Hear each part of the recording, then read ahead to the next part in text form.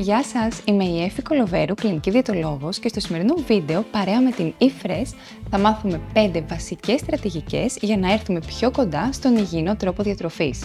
Αν και η ακριβής σύνθεση μιας ισορροπημένης και υγιεινής διατροφής σίγουρα ποικίλει και εξαρτάται από τα ατομικά μας χαρακτηριστικά, όπως την ηλικία, το φύλο, τον τρόπο ζωής και το βαθμό σωματικής δραστηριότητας, αλλά και το πολιτιστικό πλαίσιο, τα τοπικά διαθέσιμα τρόφιμα και διατροφικά έθιμα, παρόλα αυτά, οι βασικές αρχές του τι εστί υγιεινή διατροφή παραμένουν παντού ίδιες.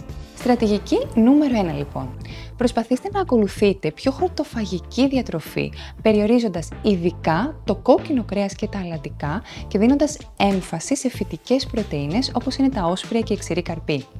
Η μείωση της κατανάλωσης ζωικών προϊόντων έχει ευεργετικές συνέπειες όχι μόνο για εμάς, αλλά και για το περιβάλλον μας. Αν καταναλώνετε πολύ κρέας, μπορείτε να ξεκινήσετε σταδιακά, προσπαθώντας να έχετε σταθερά κάποια αμιγώς χορτοφαγικά γεύματα μέσα στην εβδομάδα, όπως την Τετάρτη και την Παρασκευή το μεσημέρι. Για παράδειγμα, μπορείτε να φτιάξετε μια δροσερή σαλάτα με κοινόα, ρεβίθια, λαχανικά και μυρωδικά ή ένα κάρι με φακές και λαχανικά που να θυμίζει κρέας ή κάποιο λαδερό φαγητό όπως το σπανακόριζο, να το συνοδέψετε με ελιές και κρυθαρένια παξιμάδια. Η σόγια κρατήστε ότι αποτελεί ένα πολύ βοηθητικό όσπριο, καθώς από σόγια φτιάχνονται πολύ νόστιμα προϊόντα. Για παράδειγμα, στην αγορά μπορείτε να βρείτε το τόφου, που θυμίζει τυρί, αλλά και κιμά σόγιας για τα ζυμαρικά σας αντί του κλασικού μοσχαρίσιου κιμά. Επίσης, μπορείτε να φτιάξετε μπιφτέκια από κόκκινες φακές, φαλάφελ και φτεδάκια αρακά ή λαχανικών και να τα χρησιμοποιήσετε αντί των κλασικών από κρέας. Προσέξτε βέβαια, δεν λέω και δεν χρειάζεται να αποκλείσετε εντελώς τα ζωικά προϊόντα από τη διατροφή σας, αλλά είναι πολύ σημαντικό να μην γίνεται υπερκατανάλωση. Μέτρων άριστον. Στρατηγική νούμερο 2. Προσπαθήστε να ακολουθείτε τη μέθοδο του πιάτου στα βασικά σας γεύματα, δηλαδή στο πρωινό, στο μεσημεριανό και στο βραδινό. Η μέθοδος του πιάτου δημιουργήθηκε από ειδικούς διατροφείς της Σχολής Δημόσιας Υγείας του Πανεπιστημίου του Χάρβαρντ και σύμφωνα με αυτήν, το 1/4 του πιάτου μας είναι καλό να περιέχει σύνθετους υδατάνθρακες ολικής άλεσης, όπως είναι το καστανό ρύζι, το ψωμί ολικής άλεσης, τα κρυθαρένια παξιμάδια και ούτω καθεξής. Το υπόλοιπο 1/4 του πιάτου μας είναι καλό να περιέχει πρωτεΐνη, όπως είναι τα όσπρια, το ψάρι, τα θαλασσινά, το αυγό, το τυρί, το κοτόπουλο και ούτω καθεξής, και το υπόλοιπο μισό μας πιάτο είναι καλό να καταλαμβάνεται από λαχανικά ή και φρούτα. Τα λαχανικά μας μπορούν να είναι ομά, βραστά ή ψητά, φρέσκα ή κατεψυγμένα, ενώ να θυμάστε ότι εξαιρείται η πατάτα που θεωρείται αντίστοιχη του λευκού ψωμιού καθώς περιέχει ταχαίως απορροφούμενο άμυλο. Τα φρούτα μας είναι καλύτερο να είναι εποχής και να καταναλώνονται μαζί με τη φλούδα τους αφού τα πλύνουμε πολύ καλά.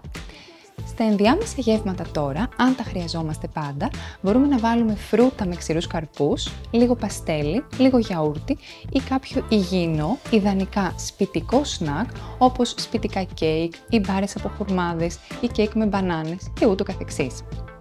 Στρατηγική νούμερο 3. Προσπαθήστε να μειώσετε τα ελεύθερα ζάχαρα στη διατροφή σας σε λιγότερο από 10% και ιδανικά λιγότερο από 5% των θερμίδων σας, όπως ορίζει ο Παγκόσμιος Οργανισμός Υγείας. Η αυξημένη κατανάλωση ελεύθερων ζαχάρων έχει συνδεθεί με τεριδόνα, αλλά και μεταβολικές διαταραχές, όπως είναι η παχυσαρκία, ο διαβήτης τύπου 2, αλλά έχει συνδεθεί και με αυξημένη καρδιαγγειακή θνησιμότητα.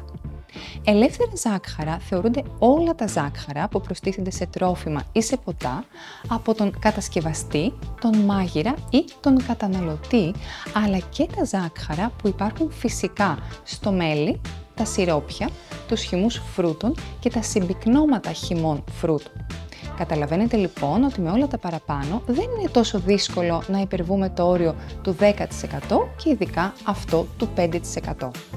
Μερικές ιδέες τώρα για να μειώσουμε τα ελεύθερα ζάχαρα στη διατροφή μας είναι: πρώτον, να φτιάχνουμε μόνοι μας υγιεινά γλυκά και σνακ, χρησιμοποιώντας για παράδειγμα, όπως είπαμε και παραπάνω, ώριμες μπανάνες ή βασιλικούς χουρμάδες, που είναι πλούσιοι σε φυσικά ζάχαρα, όχι ελεύθερα, τα οποία δεν είναι τόσο επιβαρυντικά.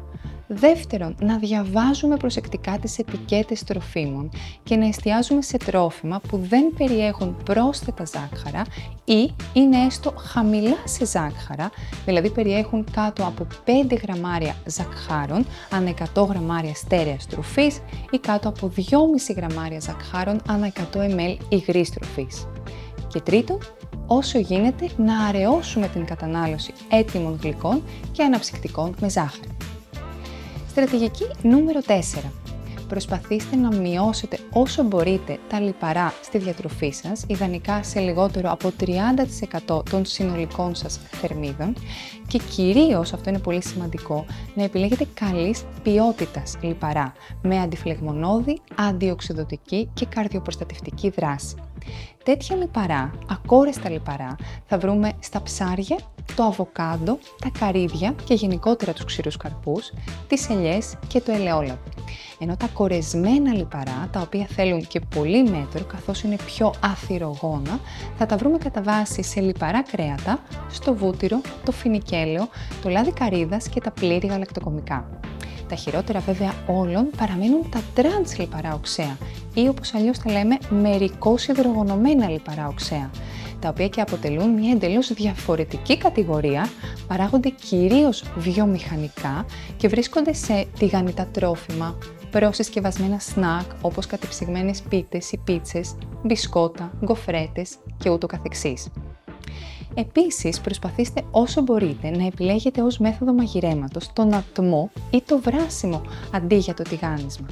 Αντικαταστήστε το βούτυρο με ελαιόλαδο, αραιώστε την κατανάλωση κόκκινου κρέατος σε έως 1 φορά την εβδομάδα και προτιμήστε άπαχα κομμάτια κρέατος όσο πιο συχνά μπορείτε και χαμηλών λιπαρών γαλακτοκομικά.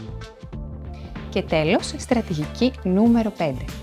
Προσπαθήστε να μειώσετε το αλάτι στη διατροφή σας. Στοχεύστε σε λιγότερο από 5 γραμμάρια αλατιού την ημέρα, που ισοδυναμεί περίπου με 1 κουταλάκι του γλυκού αλάτι. Κάτι τέτοιο να θυμάστε ότι θα μπορούσε να αποτρέψει 1,7 εκατομμύρια θανάτους κάθε χρόνο. Θυμηθείτε ότι ειδικά όταν και η πρόσληψη του καλείου είναι χαμηλή, αυξάνονται οι πιθανότητες καρδιακών παθήσεων και εγκεφαλικών επεισοδίων.